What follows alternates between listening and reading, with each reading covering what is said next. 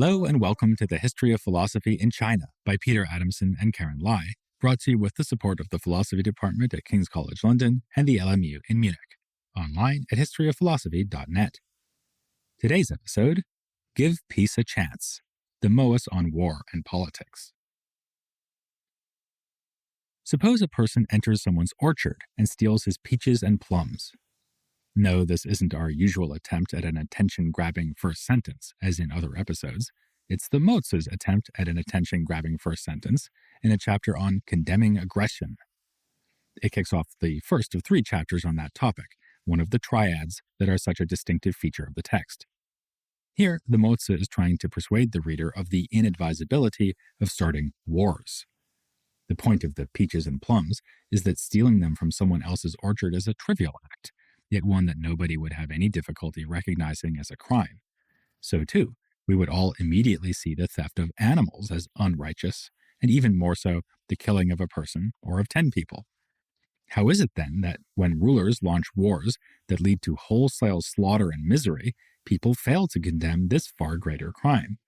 This, says the Mohist, would be like calling a small patch of black black, but a huge black surface white.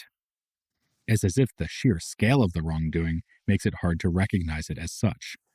Our moral sense fails us when we move from the level of the individual to the level of statecraft. The same point is made nicely in the opening scene of Kagemusha, a film by the great Japanese director Akira Kurosawa. The action is set in motion when a common thief is discovered who's a dead ringer for a mighty warlord. When it's suggested that it could be useful to have him stand in for the warlord, the Lord sneers at the idea that a scoundrel like this could impersonate him. The thief boldly responds, "I'm just a petty thief. A man who has killed hundreds and robbed whole domains is hardly the one to call me a scoundrel." Like this lowly thief speaking truth to power, the Mohist wanted to bring the powerful men of their own day back to their moral senses. No less than the Confucians, they saw a strong continuity between ethics and politics. They believed that aggressive wars and the immiseration of whole populations are just larger and thus more heinous versions of everyday wrongdoing. Ethics and politics are intimately connected in another way, too, because for the Mohists, individual righteousness presupposes political righteousness. In a situation where the state is very badly run, there is such disorder that individuals are bound to make bad choices. And in a situation with no state at all, humans would live very much in the same way as birds and beasts. Following much the same line of thought pursued by European accounts of the state of nature, from the Epicureans down to Thomas Hobbes and beyond, the Mohists speculate that a universal ruler, the Son of Heaven, was originally appointed at some time in the distant past in order to prevent utter chaos. They do not suggest, like Hobbes, that there would have been a war of all against all in the state of nature. Rather, the Mohists describe a clash between different conceptions of righteousness. What one person deems good, the next person deems bad, and vice versa, leading to interminable conflict. The Mohist says, for one person there was one norm, for 10 people 10 norms, for 100 people 100 norms. The greater the number of people, the greater, too, the number of things they called righteous. This problem was resolved when political rule was established. The ruler enforced just one conception of righteousness and demanded that everyone abide by it. This may sound like a totalitarian conception of the ideal state. Not only will everyone have to obey, but everyone should even think the same way. But the Mohists were not envisioning that the people would be passive subjects of indoctrination, following their rulers blindly.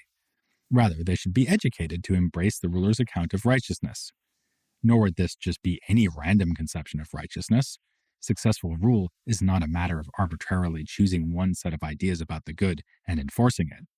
It must have as its center the Mohist guiding principle of inclusive care.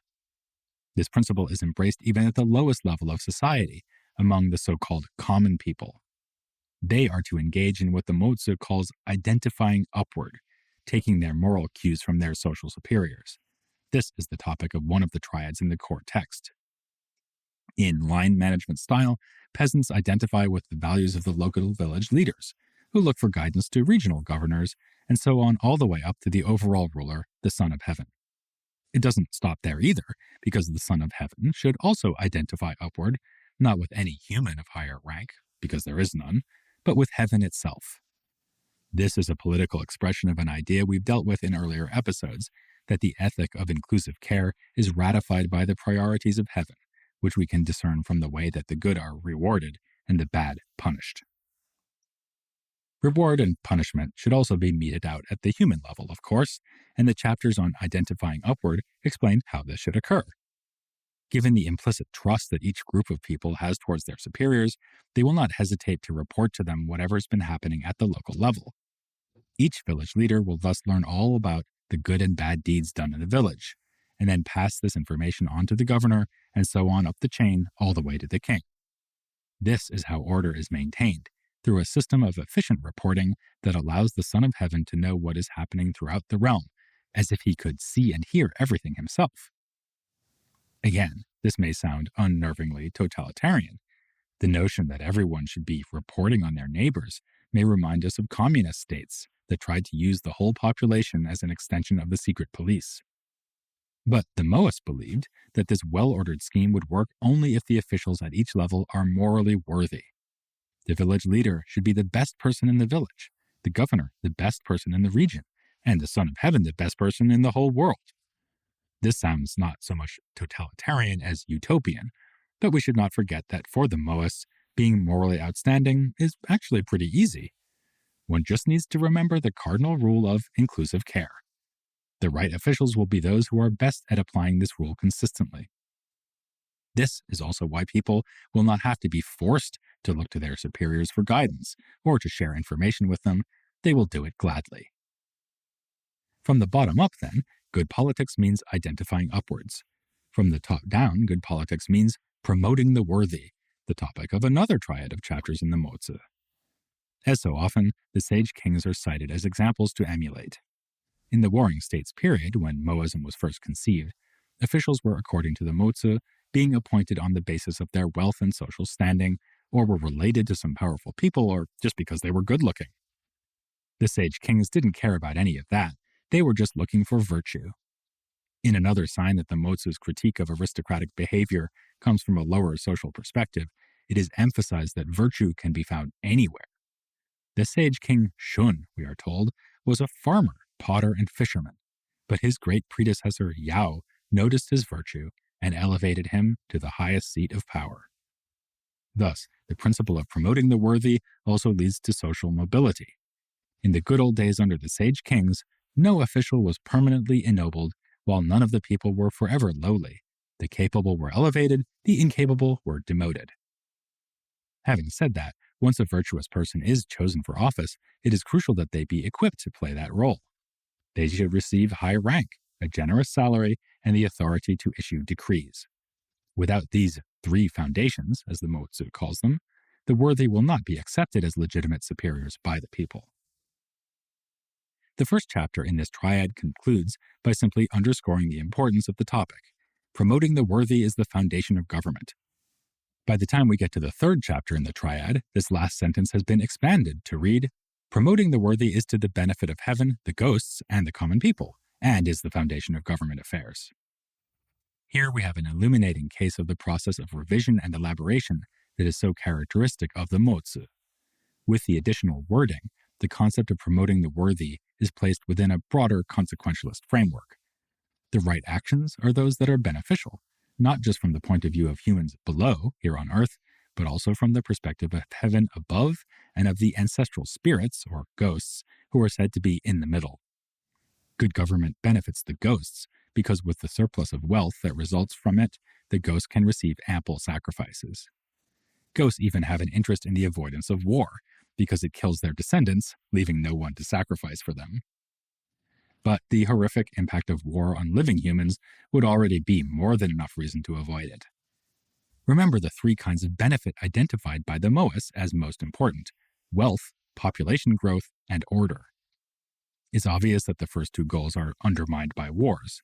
Armies are expensive to assemble and equip, and wars kill many people for the sake of conquering mostly empty land, which is a case of sacrificing something precious to acquire something comparatively worthless. That the Mozi emphasizes these costs of war surely has something to do with the time it was written. From the beginning of the Spring and Autumn period through to the Warring States period, some 170 states in China were reduced to a mere 7, and it doesn't take too much imagination to realize how much slaughter that must have entailed. Still, these were bold points to be making in a society that put such a high premium on martial prowess and linked political legitimacy to success on the battlefield. Evidently realizing this, the Mozi gives voice to a hypothetical opponent who defends the need and even desirability of wars. This opponent's perspective is not unlike that of the warlord in the first scene of that film by Kurosawa. When accused of being a scoundrel by the thief, he responds, "I am wicked, as you say. I am a scoundrel. I banished my father and killed my own son. I will do anything to rule this country. War is everywhere. Unless somebody unifies the nation and rules over us, we will see more rivers of blood and more mountains of the dead." The warlord is effectively saying that the third type of benefit recognized by the Mohist, political order, legitimizes warfare if the warring eventually results in political harmony. It's worth sacrificing wealth and population in the short run to gain this other benefit over the longer run. The Mozi, of course, dismisses this argument. The best way to bring order is not through violence, but through outstanding virtue. If a truly worthy ruler came along, the whole world would voluntarily submit to him without delay and without putting up a fight. Even if one can pick out historical cases of war that did have beneficial political results, these are very much in the minority. This situation is analogous, as the Mozi, to a doctor offering a treatment that cures only 4 or 5 out of every 1,000 people. More awkward for the Mohist is the argument that their moral exemplars, the sage kings, sometimes fought wars.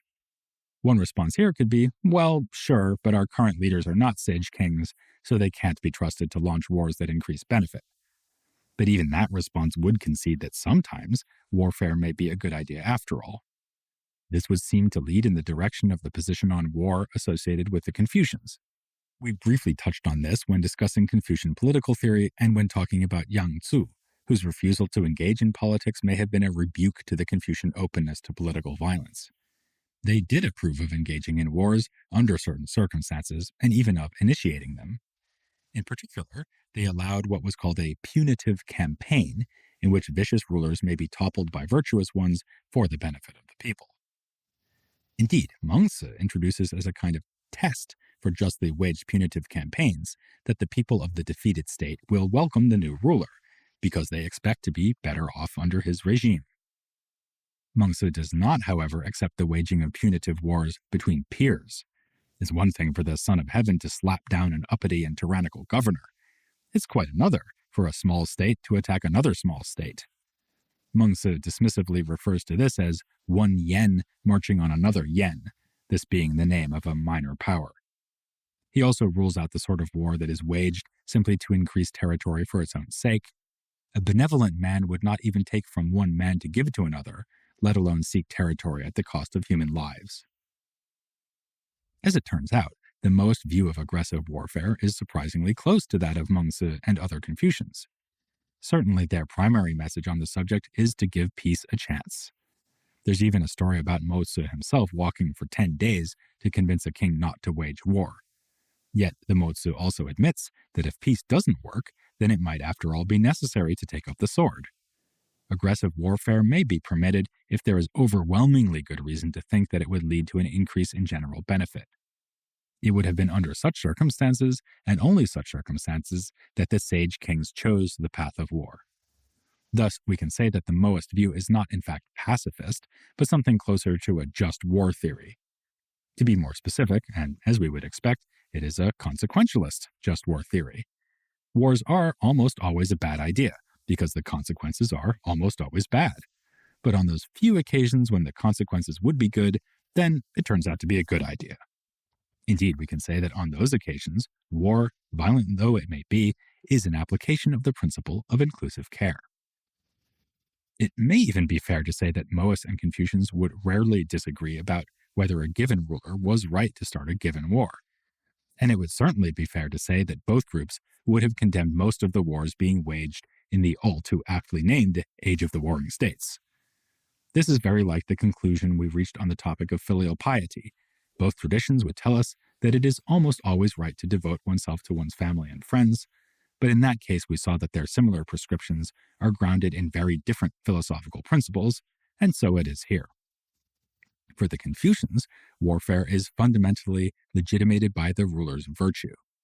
The reason a punitive campaign may be allowed or even encouraged is that the invading ruler is virtuous and has the right rank to depose a vicious ruler. The benefit of the people does come into it, but only insofar as it is better for the people to have the virtuous ruler. For the Mohist, by contrast, the permission to engage in aggressive warfare is given on the basis of a calculation of likely costs and benefits. Given the coffers of wealth that will be spent, the rivers of blood that will flow, and the mountains of dead that will pile up, the war had better produce extensive and dramatic benefits for the people.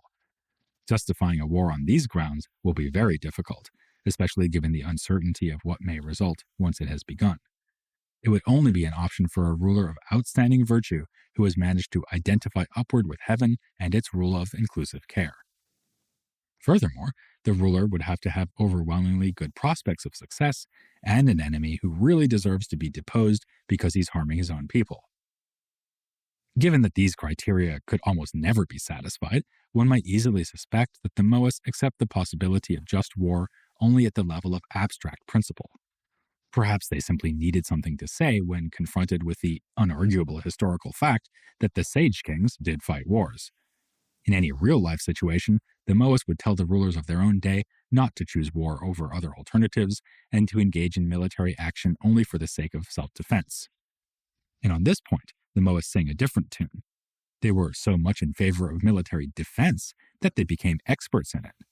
The Mozi concludes with no fewer than 21 books on how to protect a besieged city, including the maintenance of fortifications like moats and walls. A number of these books are lost, but we have enough to get a good sense of the extensive practical advice that was offered. We also know that, historically, Mohists formed militias for the defense of vulnerable states and cities. This is not at all inconsistent with their objections to aggressive warfare. To the contrary, the prospect of stout resistance was meant to discourage such wars. This is made clear in that story where Mozi talks a ruler out of attacking his rivals. He describes the tactics that could be used to repel various attempts at assault and adds that he's already sent his disciples to prepare the enemy for doing just that. The Mohist view was, in short, that the best way to prevent offense is a good defense.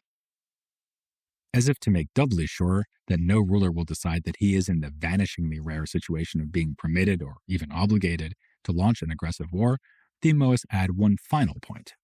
They suggest that truly justified punitive campaigns receive a mandate from heaven, as when a spirit manifests to command the military expedition. This may strike us as outlandish and also problematic in argumentative terms. After all, couldn't a warlike ruler simply claim that a spirit has visited him to give him the go-ahead? But this objection misses the point. The Mozi is addressing itself to those who are in a position to decide whether to send forth an army. By advising these powerful decision-makers to hold off until heaven sends explicit instructions, they make an already very demanding set of criteria effectively impossible to fulfill. In a few episodes, we'll get back to this question of ghosts and say more than we have so far about heaven as a force that intervenes in human affairs. But we've seen enough of the Mohist ideas that the time seems right to turn to an expert on those ideas for some deeper insights. Tingmian Li will join us for an interview that should, like an elevator full of ghosts, lift your spirits. That's next time here on The History of Philosophy in China.